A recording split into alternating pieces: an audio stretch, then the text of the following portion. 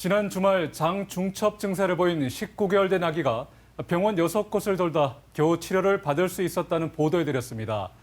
서울을 제외하고 의료 시스템이 가장 잘 갖춰졌다는 대구에서 왜 이런 일이 벌어졌는지 이해하기 어렵다는 지적이 많았습니다. 환자 상태를 제대로 진단하기 위해서는 초음파 검사나 CT 같은 영상 촬영이 필요한 경우가 많은데요. 휴일에는 당직 문제로 쉽지 않다고 합니다. 김철우 기자가 보도합니다. 지난 2일 토요일 아침 19개월 된 아기가 밤사이 혈변을 보며 복통 때문에 자지러지게 울었습니다. 부모가 아기를 데리고 집 근처 구미의 병원을 찾았지만 병원에서는 장중첩이 의심된다며 큰 병원으로 갈 것을 권했습니다.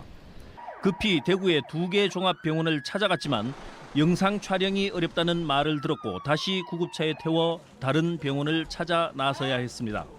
초음파는 안 되고 CT는 되는데 아이가 어려서 CT가 될까요? 라는 식으로 얘기를 하시니까 그러면 이 병원도 결국은 안 받아주겠다는 얘기구나 싶어서 알겠다고 그러고 간 거죠.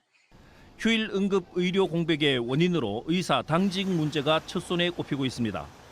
응급 환자를 제때 치료하기 위해서는 전문 진료 과목별로 대여섯 명의 의사가 당직 근무를 해야 하는데 현실적으로는 힘들다는 겁니다.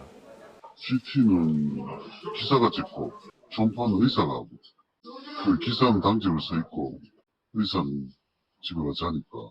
한 달 전 대구시는 중증인지 경증인지 환자 상태에 따라 대응이 달라지는 대구 책임형 의료 대책을 내놓았습니다.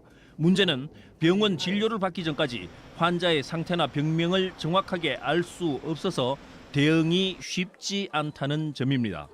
머리를 다쳤다는데 뇌출혈로 수술을 해야 할지 수술 안 해도 되는 환자인지 뭘 환자인지 알 수가 없는데 응급실에서 오라마라가 가능하겠냐고. 오라겠는데 뇌수술을 해야 되는데 우리 병원에서 안 돼.